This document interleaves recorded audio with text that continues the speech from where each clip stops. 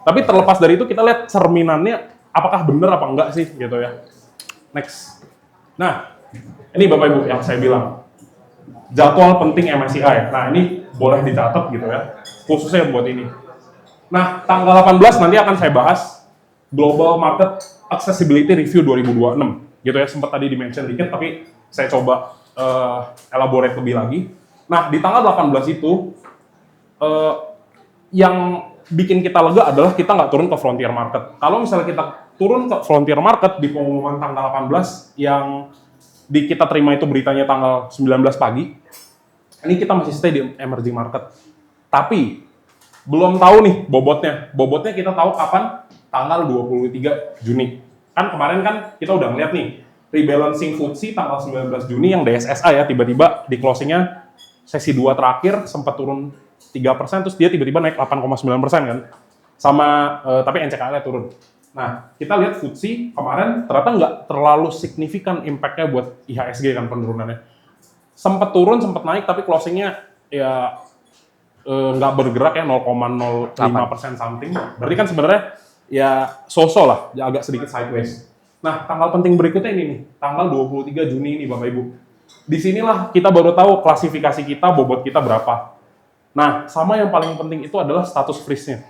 Kalau misalnya Indonesia freeze-nya panjang, nah, market kita cenderung sideways-nya agak lama nih nanti. Coba di next, boleh? Jadi diingat ya, hari Rabu atau hari Kamis. Iya, Pak. Pengumuman yang tanggal 18 ini kemarin, fix ya kita bukan frontier market. Udah fix, kita di emerging market. Tapi yang jadi catatan itu adalah, kita nggak tahu kita masih di freeze atau enggak. Karena kalau misalnya kita freeze-nya dipanjangin, berarti nggak ada bisa saham baru yang masuk ke MSCI gitu. Itu yang akan jadi pertimbangan market ini gimana nih nilainya? Apakah konotasinya lebih jelek atau positif? Berarti 23 itu hanya masalah pembobotan. Ya, 23 masalah pembobotan sama status kita bisa ada saham masuk lagi atau enggak. Ini cukup gede kok itunya, impact-nya ke market. Karena kemarin di 18 ini salah satu kan masih concentration pembentukan harga itu kan masih ada sorotan konsentrasi tradingnya. Nah, betul. Coba boleh next, Mas Yim. Next. Nah, ini tadi nih, gitu ya. Ini nanti kalau misalnya Bapak Ibu saya kirimin nanti, ini lebih jelas. Tapi pada intinya adalah, memang ketika ngelihat, ini kan dari sini dulu aja nih, Indonesia 2025 sama 2026. Sebenarnya yang jadi permasalahan itu masih forex market liberation level atau kayak investor asing tuh cukup sulit ngambil rupiah karena menurut mereka rupiah kita itu nggak liquid gitu, susah lah pokoknya dapatnya. Sama satu lagi nih, information flow. Information flow mereka itu ngomongnya, aduh kalau investasi di Indonesia susah, tidak tersedia bahasa Inggris, terus apalagi informasinya lambat, nggak bisa diakses dengan cepat. Nah itu concernnya. Padahal kan sebenarnya paling penting kayaknya free float-nya ya, dari 7,5% sampai 15%. Tapi ya tahu aja deh mereka ngorek kesalahan orang jago ya. Boleh lihat Mas Jim?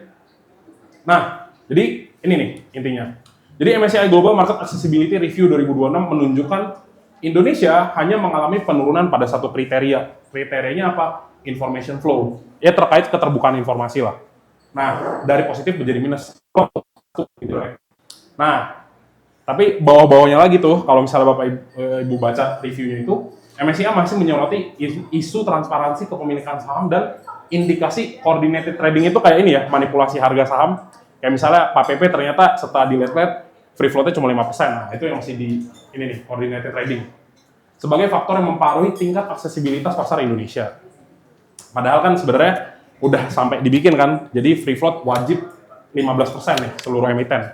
Terus yang ketiga, secara keseluruhan Indonesia tetap menjadi salah satu pasar dengan aksesibilitas terbaik di market Asia. Nah ini nggak tahu nih konspirasi teorinya, apakah ada asing-asing yang bermain? Nah nggak tahu nih.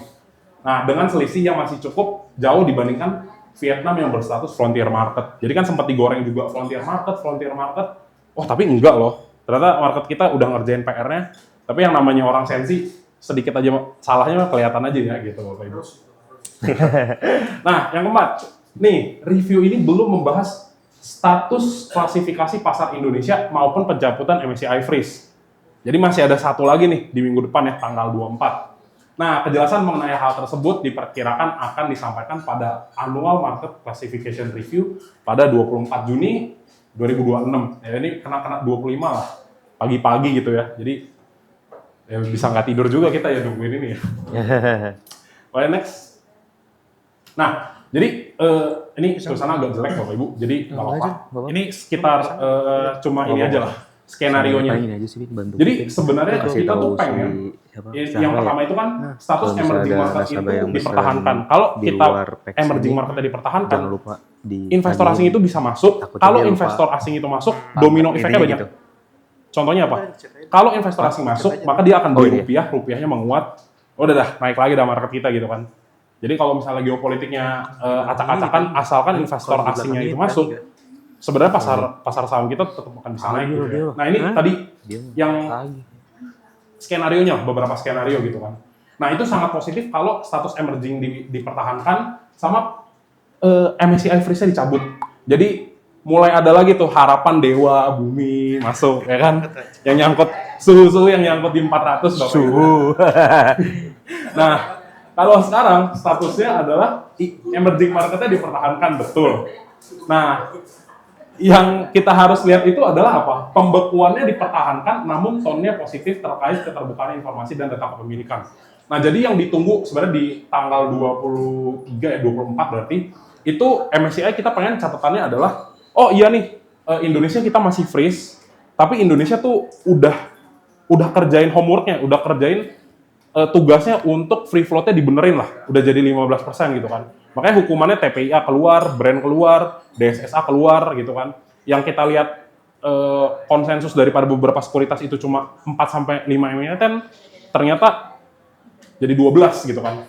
Nah, ini masih positif Bapak Ibu. Jadi kalau tone-nya masih positif, headline-nya pembekuan dipertahankan, tapi ibaratnya kayak udah mulai positif, ya mungkin positif ini kita ngeliatnya sideways lah. Kalaupun naik, gerak-gerak dikit. Tapi kalaupun turun, nanti tinggal kita lihat dari chartnya kecenderungannya seperti apa. Nah, terus itu tadi skenario-nya kan ada 4 ya. Ada sangat positif, tadi yang semuanya pokoknya jos lah, ada investor asing bisa masuk. Terus yang kedua yang positif tuh tadi, status freeze-nya masih ditahan, tapi kita udah lihat lah emerging market gitu ya. Jadi kayaknya nih antara 1, 2, dan 3. Nah, yang netral, semi-semi negatif dikit, pembukuan dipertahankan, reviewnya diperpanjang. Jadi kayak mereka masih kekeh aja gitu, bilang kayak, oh iya enggak, informasi Indonesia masih kurang, kita masih pengen lihat Indonesia harus berbenah lagi marketnya, gitu kan. Nah ini makanya nih, ini nih Bapak Ibu, tanpa tone positif terkait keterbukaan data tambahan atau status quo. Jadi keterbukaannya menurut mereka ini masih belum fair nih, masih belum mencerminkan market yang dinamis gitu ya. Nah, ini cenderung non-event atau netral bahkan sedikit negatif. Nah, at least dari 4 ini, worst case-nya kan udah ini ya, udah kelihatan ya. Indonesia di-downgrade ke Frontier Watchlist ya, ini udah enggak lah. Berarti paling enggak, kalaupun kita lihat IHSG-nya turun, karena yang netral negatif, kayaknya nggak jauh. Gitu. Next ya, oke. Karena at least emerging market kita dipertahankan lah. Nah, jadi kita bandingin dulu Bapak Ibu ya. Market kita dibandingkan market global. Nah, yang jadi pertanyaan seperti ini sebenarnya. Ketika perang dan terjadi crash, jadi ini indeks KOSPI itu hampir beggar. Jadi kayak beli dia punya indeks aja itu udah gitu, 85%. Ya tuh dia pegang setengah tahun. Berarti kalau misalnya di setahun kan ya 160%, siapa yang nggak mau gitu kan. Kenapa ini bisa terjadi Bapak Ibu? Karena ada kepercayaan investor. Kenapa? Karena semuanya orang investasi. Investasi dia punya mata uang menguat satu, terus dia punya pasar saham karena banyak yang beli, makanya harganya naik kan, nggak pada keluar. Sedangkan kita, ini kan kita digempur habis-habisan year to date 30%. Padahal kalau misalnya dimundurin dikit sampai ke kisaran Desember ya, minggu-minggu ketiga, ini udah sebenarnya hampir 40%, 34% something. Kayak gitu. Jadi sebenarnya inilah sebenarnya yang harus jadi cerminan buat regulasi kita ya gitu ya. Bahwa sebenarnya di market itu sesimpel kepercayaan itu kuat dan informasinya terbuka gitu ya. Menurutku sih udah bisa bikin IHSG naik lagi. Apalagi Pak Wowo bilang kan. Pak Wowo bilang apa misalnya? Indeksnya ke 9.000 pasti naik kenceng. Oke, lanjut. Nah, Jadi tetap Bapak Ibu ya, kalau misalnya banyak yang bilang itu, oh investor retail Indonesia tuh bertumbuh, betul bertumbuh, yes betul bertumbuh. Tapi sedikit investor asing duitnya tuh lebih gede, gitu ya. Dan sebegitu gilanya, ibaratnya buangan ketika ya tadi kepercayaan itu nggak bisa dipertahankan sama bursa kita. Ya ini net sale-nya masif Bapak Ibu dari sini nih, 79,9 triliun. Gitu kan. Ya ini ya kalau misalnya pun GDP kan harus dihitung dari investment kan. Entah itu FDI ataupun dari stock market. Ya udah, ya ini makanya pas lah. Sejalan gitu ya. Nah, ini yang harus menurutku sih harus diperbaikin dan ini net sale-nya ini kayaknya udah lebih rendah daripada Covid ya. Coba deh di next. Next. Lagi coba. Nah, ini ya. Jadi penurunan ini lebih besar daripada di sini nih Covid crash. Berarti benar-benar sepenting itu nih trust ya di dunia investasi. Nah, kalau Kospi kan sebaliknya tuh, dia spike-nya ke atas semua. Nah, coba mundur sebelumnya. Nih. Nah, jadi tetap Bapak Ibu, kalau misalnya kayak saham-saham yang fundamental, cek di bawah. Ini BCA, BMRI sama BRI itu kan memang net sale-nya 33 triliun, 11 triliun, 11 triliun sama 11 triliun kan. Ini aja mereka 3 tambah 4, 3 tambah 2, 5, sekitar 58 triliun cuma dari top 3-nya doang. Berarti kan asingnya udah ninggalin nih, ibaratnya barangnya kering lah. Kalau misalnya memang skenario investasi Bapak Ibu memang cukup panjang dan masuknya nggak langsung tembak gede gitu ya. Pokoknya cicil-cicil lah tiap bulan masukin berapa udah tutup mata aja, ya enak sebenarnya. Karena nanti saya bisa kasih lihat bahwa sebenarnya asing itu adalah lagging indicator ketika dia masuk. Jadi ketika dia masuk harganya langsung loncat, boom. Nah, sama kecermin di sini nih. Lihat deh, ketika sebenarnya semuanya itu jualan kan memang sebenarnya masih ada yang net buy, ada. Tapi ya ini kekuatan Indonesia, Adro, Emas, Info, UNTR, MDKA, masih komoditas.